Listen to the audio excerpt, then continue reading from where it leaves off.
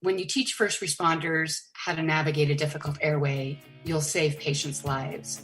When you teach them how to manage a difficult emotion, you'll save theirs.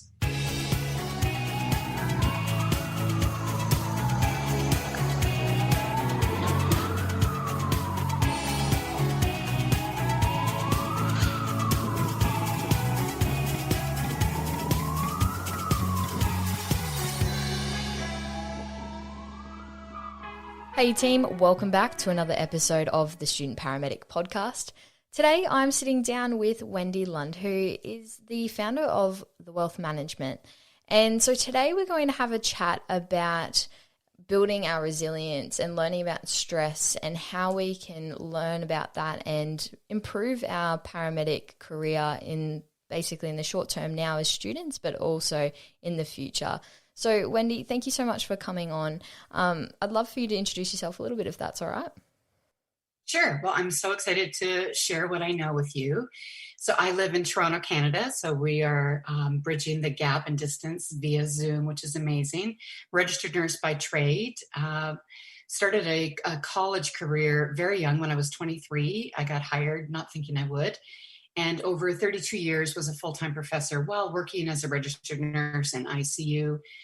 During the SARS crisis, I don't know if you know SARS, but it was kind of a mini version of what we're seeing. Toronto was an epicenter for SARS, and I was a quarantine officer.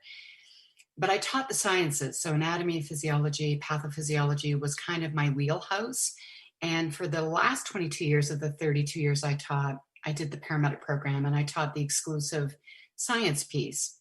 We offered 2 and a 4-year program at Centennial College here in Toronto, and I taught all of the sciences. And I was the only female in the faculty, and I also helped to coordinate the program with Dr. Walter Tavares, and I became increasingly curious and concerned about when were we teaching our paramedic and first responders to deal with the emotional sequelae of engaging trauma, tragedy, and human suffering, to which I frequently heard, well, they know what they're getting into. We don't need to teach that. And as the program is really, really hard, and as the students' mental health declined on, predictable waves, I would see them and be counseling and coaching, and they were like, yeah, well, this is good for their training, right? Somehow trying to keep your head above the water and get a breath is really good academic, training for first responders. And I got a lot of resistance when I introduced a little intervention before their OSCEs. So OSCEs is the practical testing.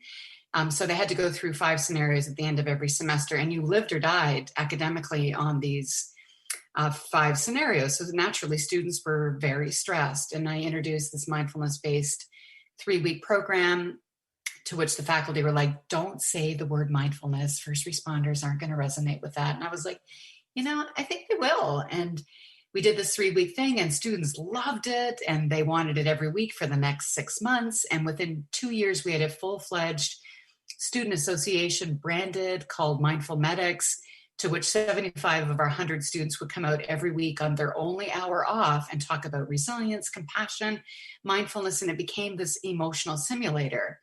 And then I would take it back to the faculty, and Dr. Walter Tavares would really challenge me like, oh, come on, is there any data? And so he forced me into the literature, and then I went and did a Master's of Science in Mindfulness Studies through the University of Aberdeen, graduated in 2017. My research project investigated the experience of trauma in first responders. And what I really was looking to do was to build a case for why proactive strategies matter. Why aren't we teaching in an undergrad how to cope with the academic buoyancy that's needed just to get through the program? And then how do you engage with what you're about to see skillfully in a way that really promotes it? And so when I finished that, I retired early after 32 years.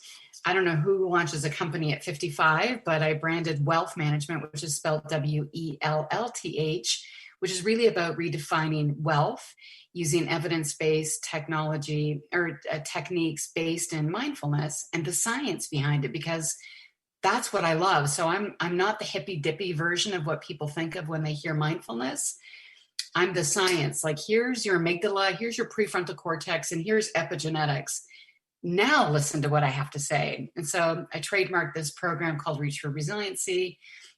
And I really leaned into the three big theories that I learned in my thesis, which was mindfulness, the science behind it. And when you think about therapy, when you get PTSD, most therapists rely on mindfulness-based programming to get you through. And so I was like, why don't we just teach it to them before they get into trouble? And then the model of salutogenesis, which, if you can talk about this a little bit, I love, because it's the opposite of the model you're trained in, which is the pathogenic or the medical model, which I don't want to get rid of. And people are so either or, like, well, I know the pathogenic model, so therefore I can't do this. And I'm like, no, it's not one or the other. It's you only know this one, which is great. And of course you need it in the pre-hospital care setting. But there's a whole other beautiful side of the salutogenic model, which says, how do I create my best potential and my best health, regardless of where I am on the health continuum? Not just, I'm assuming I'm perfectly okay until I'm not and I get PTSD or I start leaning into drugs and, withdrawing from all of my relationships. So that was the theory I bumped my thesis on. And then the work of Viktor Frankl, which logotherapy is his legacy, which is really about how do you find meaning when life is really hard, and think about this pandemic, so I really lean into those theories, and that's what Reach for Resiliency is about. And that's what's got me here. But I've been an educator for first responders longer than most first responders will ever have a career these days because of burnout and compassion fatigue. So I have 3 kids, 1 grandbaby. I've had a lot of suffering on my own, which got me into my own mindfulness practice, but that's kind of a nutshell of who I am. That's incredible. There's a lot to unpack there. So you obviously have an extensive amount of knowledge and experience within this, which is absolutely fantastic, because you're so right. When you start university, I can't remember ever being taught about, emotional resiliency, the emotional trauma that you're going to experience on that first ever placement. And a lot of people coming through, like myself, were only, freshly 18, going on to your very first placement, dealing with death. And whilst a lot of us expect to see that in the job, there's nothing that really prepares you for it that, we missed out on being prepared for it, I guess. So that's really interesting and so important that you've, implemented that for your students, even just from the academic standpoint before they were going into their OSCEs. I think having those techniques would have been very beneficial for a lot of people on their first ever placements and throughout university. So it was really interesting, and I'd love to go through a lot of that with you. And in particular, I guess one of the questions that stems from that is how does stress, present as a pathophysiology in the body, just so we can understand what stress is?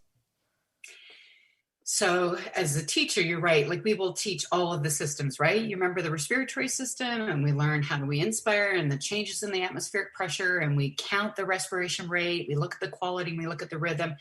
At what point did anybody teach you how to count on your respirations to mitigate a stress response, so that when you're on your first call, never? Nope, you're shaking your head. Nope. And it's true. And it seems so captain obvious, doesn't it? And you're right. This notion that you go in when you're young, and we've assumed in this culture of paramedicine that is so attached to evidence and research, that just because you wanted to be a first responder equals you understand what the job is. Now, if that were true, then maybe the question is, why do we even have to put you through school? Because we make you learn, because we know you don't know it. So why do we assume you understand how to operationalize compassion, gratitude, how to interrupt a stress response, not to understand just the physiology so that we can assess our patients who are tachycardic and changes in blood pressure, and that we understand that from a patient point of view, but we never look back at the first responders' physiology or their psychology and think about this trauma that they're seeing for the first time. How does that embed? And the other thing, when you applied to become a paramedic student, did anybody inquire or give you a waiver, so to speak, about, hey, there's some risks involved in this job? Did you know you're more at risk to get PTSD? Did you know you're more likely to kill yourself? Did you know that you're more likely to lean in and become addicted to, substances and abuse them? Did you know shift work disorder was a problem? Did you learn about that? And then I think, do we ever even investigate who's showing up at the door academically? And so we have all this research going on about who gets PTSD as a first responder. What's the kind of personality? And I keep saying quietly and loudly, who's the paramedic that shows up on day one to start with? Has anybody investigated that person? And I don't mean that we should be excluding you, but if we're going to understand mental well-being of a first responder, can we start with the student on day one? Because unless we know who's showing up, because my suspicion is that many paramedic students and police and firefighters show up and they have a significant, or likely to have a significant, ACE in their background, adverse childhood experience. And we know that if you have an ACE, that you're more likely to suffer psychological injuries.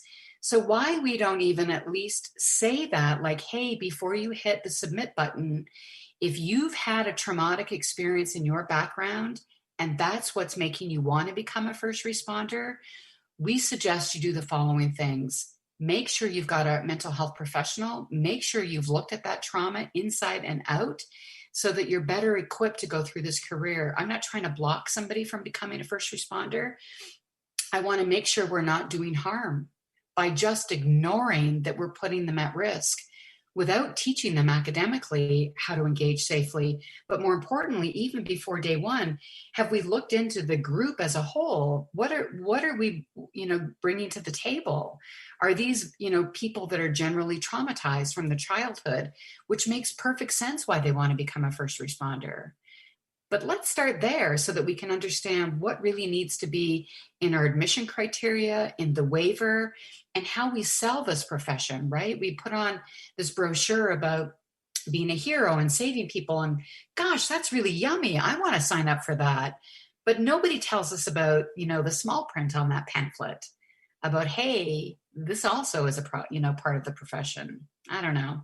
So I don't know that I answered your question about the stress response. So we know it's not really necessarily the stressor, right? Which for you might be an OSCE, a test, a breakup with your life partner, or a call and you get to your first, multiple vehicle car accident. But it's how you engage with that stressor. It's how we show up. And am I tired because it's the fourth 12-hour night shift and I haven't seen my loved ones and I'm trying to work to pay, for school. And, so it's not the crisis or the trauma, because I actually believe first responders are highly resilient and that they're really good at the trauma part. It's the occupational stressors around the trauma that I think slowly erode the person's mental well-being. And then they get to a horrific call. And it's the proverbial straw that breaks the camel's back. But we haven't ethically and morally filled our obligation because we are no longer in the dark that this profession causes you to be at risk. Yet we do nothing to prepare you. It's mind-boggling to me. It's like that might have been a good example in the 70s to say, oh, no, suck it up and all the things and stigma attached to it. But now that we know it's a problem, why we aren't doing something still baffles me. And now we've got the pandemic. And now the excuse is we don't have the bandwidth. We don't have the budget. People are too burnt out. Yeah, I know, but it doesn't mean we shouldn't. It means we really need to, because there's not going to be anybody left if we don't really sustain the first responders' well-being. So navigating stress and understanding our minds and how we engage with it doesn't eliminate the stress, it just makes us more skillful. That's interesting. So I think it'd be really important, yes, I think in that first sort of week, we always get told at university, it's like, what are you expecting this job to be? And they always put out the question of, okay, who's here because they wanted to be there for all the lights and sirens jobs, so the big nasty traumas. And, most people will put up their hands and they say that's only 2% of the job. And they try to sort of break that preconceived idea that you might find on TV, for example. But that's really interesting, and I think it's really important to be forthcoming with those sides of the jobs in terms of increased likelihood of PTSD and suicide and things like that. That'd be really important to sort of know from the get-go, because I myself, I didn't know that in my first year. I had no idea. And I'm only learning about this stuff now through talking to people like yourself or through people who are having personal experiences with it. So I think that's really, really important and really crucial, I think, to know from the get-go. And I think students, you are really our teachers. And I think if there are any students out there, of course, there's this impression that you don't know anything and the teachers are everything. And that paradigm or that, perspective has existed forever. But what I learned from my students and what I had to persist was I knew they needed it. And I had the faculty around me really challenging and going, no, don't talk about that stuff.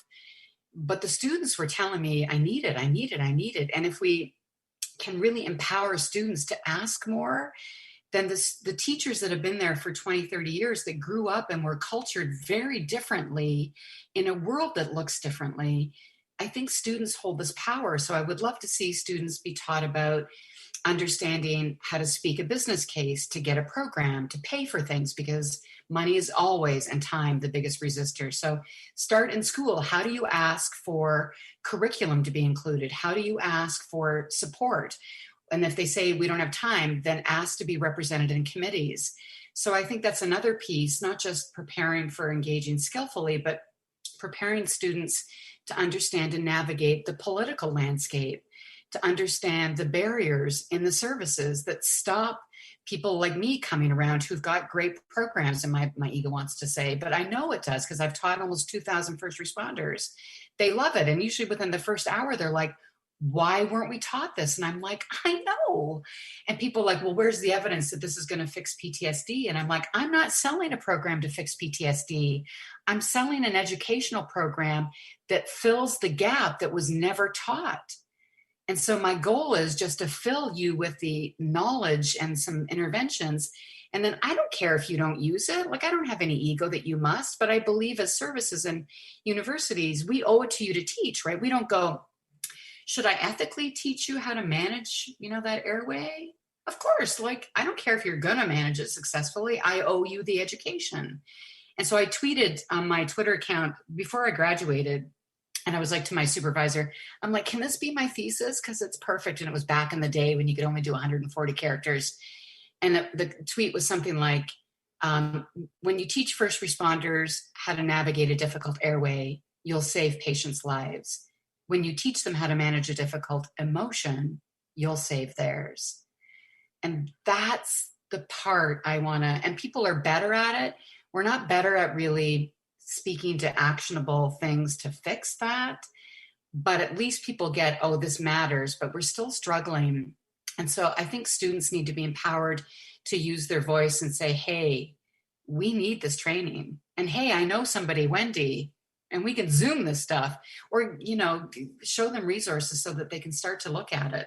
But they need to start increasing their voices so that the higher ups at the academic institutions start paying attention. I think you guys hold a lot of power. Absolutely. I think that's really important. And yeah, I guess if you want to learn about something, your faculty members aren't going to know about it until you ask them or raise that question. So I think another important point now, I guess, would be we've talked about, that there is a big issue with emotional trauma and all of that as a first responder in this sort of line of work. What are some proactive ways in which we can prevent, the impact of these? So I wouldn't say I'm an expert in, again, when we think of the pathogenic model, if I answer that question from the pathogenic perspective, which you've been taught, the question and the answer you're looking for is, what can I do to prevent a trauma? And the truth is, I don't know that anybody can give you an answer. Nobody, not a psychiatrist, not a psychologist, because you can't predict who will be traumatized, right? But from a salutogenic perspective where I live, the question is, what can you do to promote your best mental well-being? And so the more you understand on not just the threat detecting systems of our brain, which is where you live and work as a first responder, right? You're lit up, the patient's lit up, their biology is mirroring a sympathetic response. But that's one division of our nervous system. And so to answer your question is, I would say, can you go and find the soothing centers? Did anybody teach you about soothing? They probably didn't even use that word. It's really the parasympathetic system.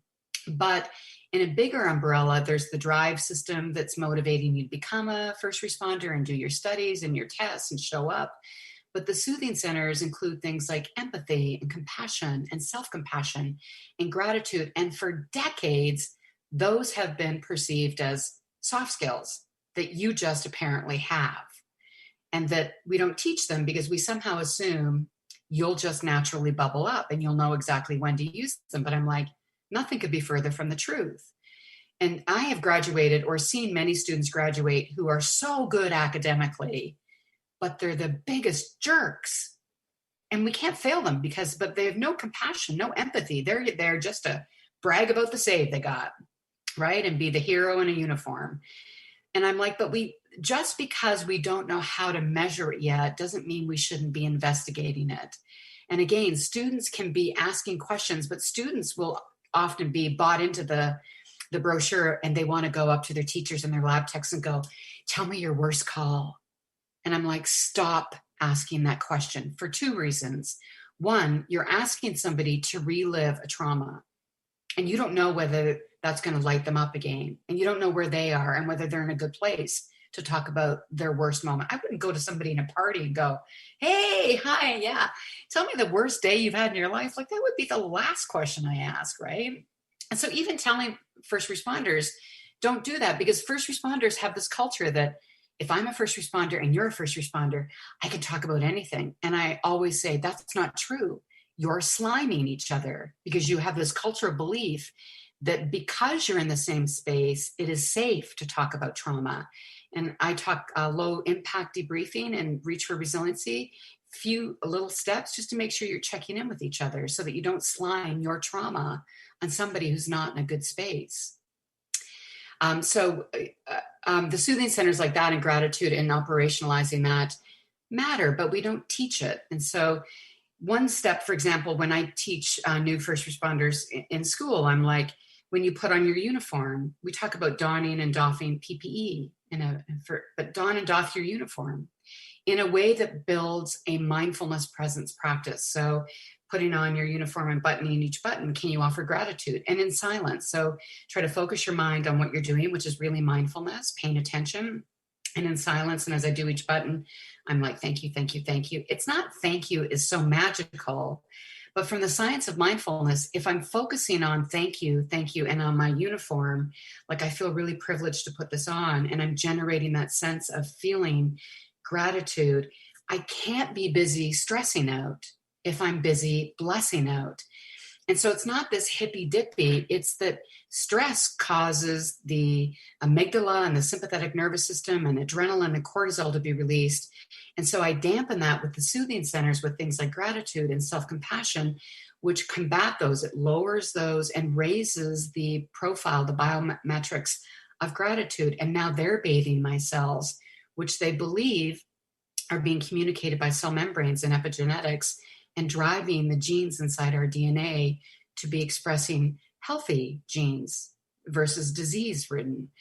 And as a paramedic student, you probably know when you went on your first calls, you go into people's homes now and they have Costco-sized bottles of everything. We're so exogenously trained anymore that peace and resiliency and joy, they don't reside in me. They reside in my Instagram feed account. They reside in a bottle. They reside in a bottle of pills, in my antidepressants. And I'm like, I don't want to, negate the medical and pharmacological, although sometimes I do.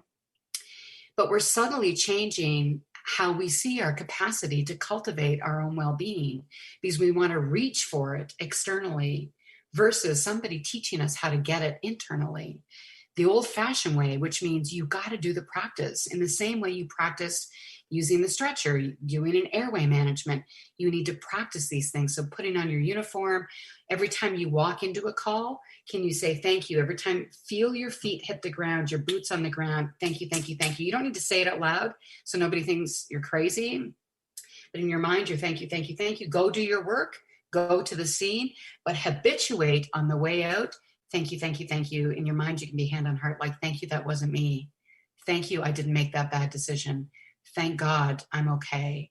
And you shift to that instead of ruminating, oh my God, that was awful. And oh my God. And so you're reliving it in your mind and strengthening the memory. And it lays down in the hippocampus. So it matters where you send your attention in any given moment. But you can start as a student with transitioning traditions, making sure you take off that uniform at the end of your shift or at the end of the day at university, and make sure that this is not the only thing you do. And if we habituate that in school, then you get to the services and you've got the protocols for how to manage a good day, a good call, and a bad day or a bad call. You literally plan it out and you live on that plan as if you were studying for a pathophysiology exam, because it matters. But we haven't taught you that this is the science of mindfulness and your brain and stress and suffering. And that's what I'm out to do. That's incredible. I really like some of those strategies that I think I'll really implement as well. And I think it's really important. So as you mentioned there's a few things. So compassion and empathy and gratitude. So did you want to happen to go delve a little bit deeper into what compassion and empathy is, how you can sort of cultivate that and how that can help with your, or proactively help with your mental well-being? So probably the biggest thing, I think some of the others are more obvious, but in the last 10 years, the research on self-compassion has exploded in the mental health literature. And I'm not sure about where you live, but in North America, self-compassion is not really taught. We're like, go get them, YOLO. And we just live externally and we're not kind to ourselves. We're never good enough. We're pushing for the next best moment. But the research is clear, and Kristen Neff and Christopher Germer are leading research experts on self-compassion in the United States. They've got websites and a self-compassion break that you can look at. It feels kind of weird, but the truth is the first time you managed an airway or took a blood pressure, it was weird. And so we often were like, I'm not doing that. But I'm like, everything you learned in school was weird the first 10 times, and then it became muscle memory. And so learning to be kind to yourself instead of pooping on yourself. And first responder culture, man, we're critical, right? And we indoctrinate that in our undergrad, like push each other. But what we do in that pushing and motivating is often become very skilled at the self-critic. You aren't good enough. That other student seems to know how to handle every call. Why do they know it and I don't? And so we can often leave. I'm sure we graduate students more burnt out, less compassionate, and poor mental health before they get their first job. But again, nobody's measuring that. Like if we want to do research, stop looking at the medic who got PTSD 10 years and let's start looking at the students. Let's start where they learn, because in my opinion, that's the best chance to change this, is at the beginning. It's expensive to heal somebody with PTSD. And if we lose them to suicide, it's too late. So self-compassion, gratitude. When you get to a call or you get an exam that you fail, so this can be any stressor in your life, gratitude is not about ignoring the difficulty. In fact, it's a way to bring yourself to engage with the difficulty. So it's not about, this didn't happen, I'm just going to count, like I'm really glad I have my family and friends. It can be like, whew, that was a nasty call. And like, that was really horrific. And I'm really grateful, though, my partner was there with me. And I'm really grateful my supervisor offered some kind words. And I'm really grateful to that bystander who came over and thanked us. And then I'm really grateful for my family.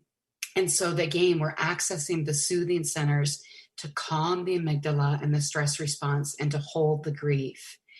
Because trauma and tragedy and human suffering is the birthplace for things like PTSD. And we're concerned about that. But what we don't tell first responders, it's also the birthplace for amazing, personal transformation and growth. If you can have the awareness and utilize your experiences and your feelings, and then use gratitude and self-compassion, you will get through that stressor and dark period of time gentler, easier, and with more wisdom. And so that the next time you go to a call, again, you're habituating a protocol of resiliency, which doesn't mean it's going to be easy, but it means you've got tools. that will help to maybe go from a week of horrible, feeling heavy and depressed, to maybe 3 days, and then starting to come out of it lighter. Because I bet you also were not taught what are normal reactions to really abnormal situations. And so we're quick to jump to, oh, you got PTSD the next day after a tragedy. And I'm like, that's not how it works. And that you're supposed to feel like crap after you've engaged really bad trauma. But can you pull out your bad day plan? And can we talk about how generosity of spirit or gratitude and self-compassion can soothe and soften and allow for this experience to be held in my psychology and in my biology in a way that doesn't make the situation worse or doesn't add to the inflammation I have in my amygdala spiritually? And can I lean into my faith? And have I done an assessment about my values? And do I know who to turn to when I'm in trouble? Those things are really beneficial to start teaching students from the get-go. And again, whether you use it or not, I can't control that. But we have an obligation to provide you with the same skills to manage physical emergencies as we do emotional and spiritual emergencies. That's really incredible, and that was something that we spoke a little bit about off air in terms of what's happening at the moment. A lot of people are experiencing floods, and something that I mentioned to Wendy was that seeing everyone come together and help clean up their community, and that offered a little bit of hope in such a terrible time. So I think that just shows a little bit of, I guess, what you were talking about, Wendy, in that finding a little bit of gratitude in that sort of difficult time. To sort of, I guess, soften the blow a little bit. Mm-hmm. So if you think about, North America, we have something called MAD, Mothers Against Drunk Driving, and I'm sure you have lots of charities. And if you go into their history, they've been birthed usually by a very traumatic experience.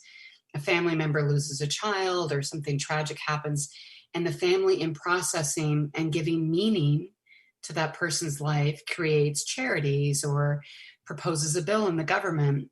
And this is why meaning matters, and why that's another thing is to teach is how do you make meaning? How do you make sense of things that are nonsensical, right, as a paramedic?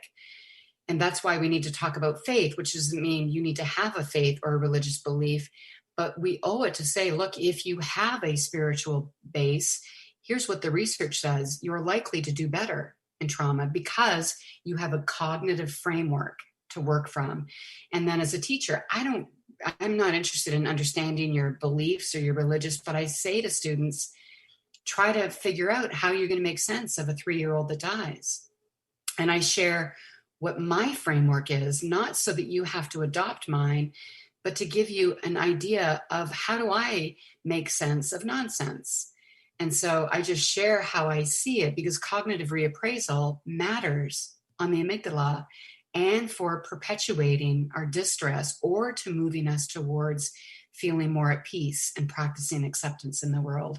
Because as paramedics, you're going to see horrible stuff, the worst of stuff. And so how do you make sense of that? And so the spirit matters. And that's why Viktor Frankl's work, and spirit does not mean religious. It means, what are your hobbies? What are your passions? Sense of humor? What do you like to stand up for? What's important and valuable to you? And that's why that whole piece about teaching students know how to take that uniform off.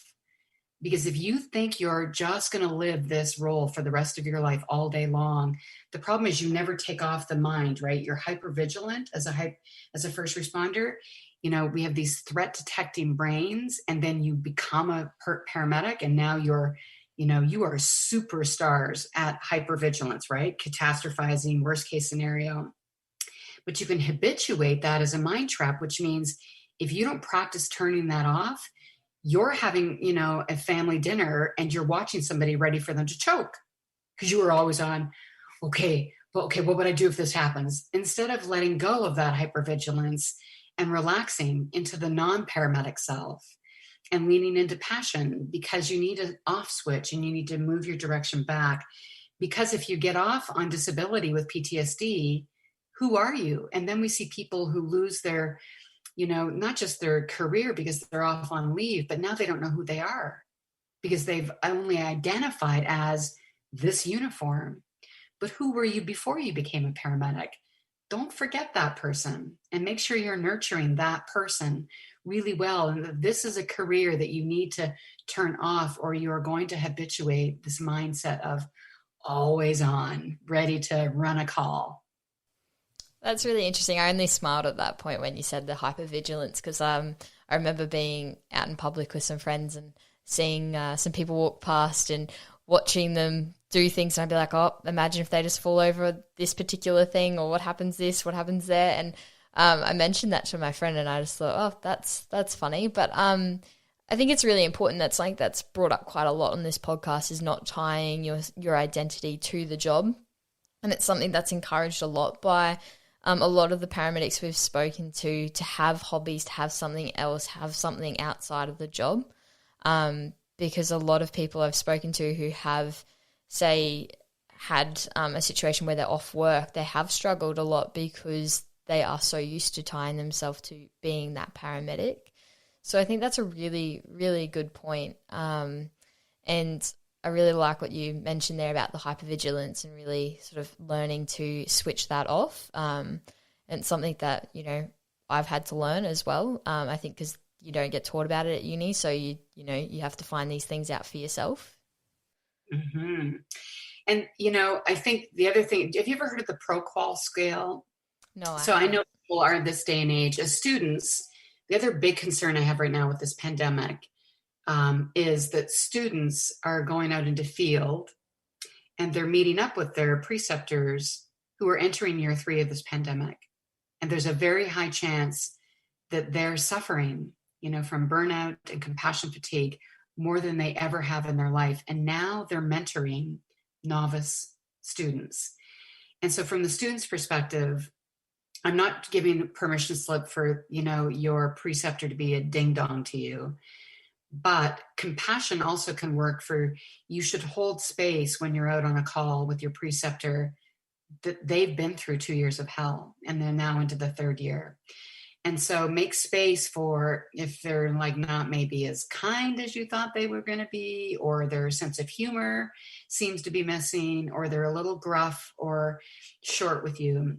And again, not a permission slip to be treated poorly, but holding space, remembering that these preceptors have been really struggling. There's a scale called the ProQual, PRO, capital Q, capital O, capital L.org.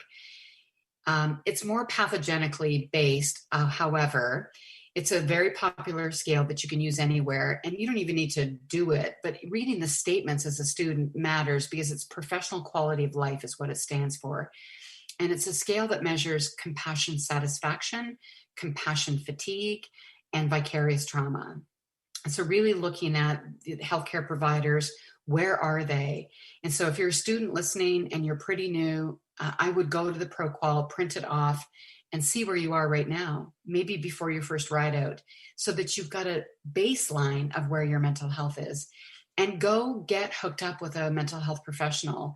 I encourage and Reach for Resiliency students to, I have a little certificate that they can bring to their interviews because jobs are competitive and not many people get my program here in Canada. And I'm like, you have an edge. You have Reach for Resiliency certificate. Show them that you've already connected with a psychologist or a mental health professional. Nobody needs to know your business, but what you're suggesting to your employer is, I get it. I know that this job is going to put me at risk and I don't want to be off the job. I want a long career and I'm taking this seriously. And so I've already had my annual mental health check-in, and that should become, in my opinion, mandatory in school. And then every year you graduate, you don't get to renew your license till you show that you've had your check-in.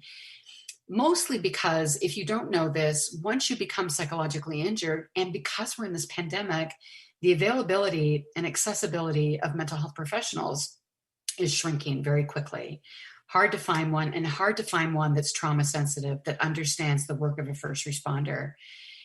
So now you're in crisis. Now try to navigate the system, right? You're like, I don't know who to call. Where do I go? Who do I know? And so the idea as a student is be proactive. The salutogenic perspective is, okay, I understand that there's a risk for me. okay, I don't want to have PTSD. I want a long, healthy career. I'm going to do what Wendy says. That's a great idea. So I'm going to go find a mental health professional that I can establish a relationship. So if I have a really bad call 6 months in, I know who to go see immediately. And so that I, interrupt the navigation of that stress response or the psychological crisis I now find myself in because I thought I knew what I was getting into. But turns out now that I'm in this call, whew, I didn't expect to feel that way. But it may not be the big trauma. You might have lost your grandmother, and the next time you go on a call and you see a 78-year-old woman who looks just like your grandma. And now you're feeling this personally, and you're struggling, and you've got all these emotions bubbling up in the call, but you don't know what to do with them. And you don't want to say anything to anybody because it's just a grandmother. But those are the calls I'm also concerned about because we don't give those credit, and the cumulative trauma. And by the way, COVID is a trauma in the literature. So not only are first responders dealing with COVID as a traumatic experience for the patient, I'm working inside the biggest trauma globally. And so as a person, my family, my relationships, we're all navigating this trauma. And did anybody teach you what trauma exposure responses were in your program? No. Google it or reach out to me. Again, we need to identify if we know that signs and symptoms in pathology, when you do your differentials before you give your aspirin on a protocol for an AMI, you can be like, oh, these are my trauma exposure responses. Whoops, I just had 4 of those on today's call. Like, that's a warning sign. I need to take care of this. Where's my bad call plan? Where's my psychologist? I'm going to give them a call. Because you're not gifted with resiliency. So if I said, do you expect that body of yours to work as good 30 years from now on a call as it does today? No. Why do we expect our mental health to just remain excellent in a career where we're engaging trauma and tragedy all day, every day? Without training, without support. We're supposed to keep it just perfect while we're doing shift work and getting no sleep. It just, makes me crazy. No, that's really, like a light bulb moment. And I think there is so much fantastic information there, and just at least that awareness for students now and young grads or anyone. When I say young grads, I just mean people who are, new in the job, just for anyone really. And I think it's really important to understand that it is important to be proactive in this. And I really love your point about actually seeing that psychologist before you are in a mental health crisis. Because as we've spoken to quite a few people, I think Darren Hodge in our second ever episode of this podcast said, trying to find a psychologist is like, dating. You've got to try and find the right one, and not all of them are going to be right for you. So I think if you already get rid of that sort of barrier, like you said, when you do have some form of a crisis or where you do want to reach out, you're not trying to navigate that side of it and not trying to find the right person. So I really love that part of it. And I think, everyone, like you said, should take that on board. If there's, in terms of trying to sort of start to wrap this up a little bit, is there anything in particular that you want students and new clinicians to know about this? I think just being aware of the risks and honoring it, and be curious. And if you're not interested in really starting a mindfulness practice or developing a mental health hygiene, just start to think about it. Just watch yourself and dip in and lean into some resources and consider it, because it is a difference. Like, we all go get our teeth cleaned once a year, right? Why wouldn't we brush up on our mental health hygiene or manage it? And so I wish universities would make a mandatory project where you had to talk about what are the risks for being a first responder, what are the actual stats in your local area, and what will I do to prevent those? And so that if I had to get a job, I had to present a case. What would I say to my potential employer, why they would hire me, so that I'm not off on long-term disability? And so if you haven't got an answer for that as a new student, I would start to think about, if that was the case, what would you say? And mental health disorders, the stigma we've had for decades about this, is you're only contributing to it by not thinking about it. This is a, potentially deadly side effect of this profession. And of course, the worst case scenario, but there are many dominoes that fall before that, disordered relationships, disordered eating. And so the first moment you start to not feel that well, and I'll bet you're not feeling as peppy as you were before this pandemic started, maybe reflect on, where do I need to start even now? And if I know that I'm not as happy as I was 2 years ago, take that as a cue and go see what the process is to make myself feel better, or reach out. I offer up a course. We'll just put that in the show notes or something. Just lean into stuff. It's free. There's 25 hours, lots of great interviews on there, and just be more curious. So have a kind curiosity about what we've just spoke about. And if you believe yourself to be bulletproof, that's a red flag to me, and it should be to you. And if it's not, you should just think about, if you had an hour with me to present why you're right and I'm wrong, I'll give you that hour for nothing. But we all know who's going to be right at the end of it. It'll be me. But yeah, you really need to think about it because you're not immune to it. Nobody is. I love that. So is there any particular courses that you recommend to start out with? I know you have your Reach for Resiliency. Is there any others that you'd recommend as well? If anything has resonated by me, follow me. I hate social media, but I do have a pretty active Instagram account, wealth_management.inc. Make sure you spell it WELL. On my website, wealthmanagement.ca, if you go to courses and then click on public health and safety, content and conversations, it's for you as well as loved ones and family, anybody. It's completely free. There's no upsell, no BS. I opened it up at the start of the pandemic because I wasn't sure how to help. So you'll never hear from me again, but you can dip into 25 hours of content about mindfulness, but more the science, and lots of interviews with police, fire, and medics and psychologists on this topic. So if you want to hear more just from a reflection and to be curious, those are two great places to start. I share lots of authors and other places in those courses. So if I don't resonate with you, I don't own this content. So find somebody that you do resonate with. Find that voice and lean into it more. And again, just be curious, but find help sooner than later, because the further down you fall into that hole, the steeper the climb up. And so that's something to consider. Thank you for that. I'll pop all of those into the show notes and everything we've discussed today so that they're all available as a really quick link. But no, thank you. I really appreciate this. I wish I knew all of this information in my first year of starting university and this career. And I think so many people would benefit from this. So please, to all my listeners, please be curious. Please check it out. So thank you, Wendy. I really appreciate it. Thanks for listening to this episode of the Student Paramedic podcast. You can connect with us on Instagram, Facebook, Twitter, or you can email us at thestudentparamedicpodcast@gmail.com.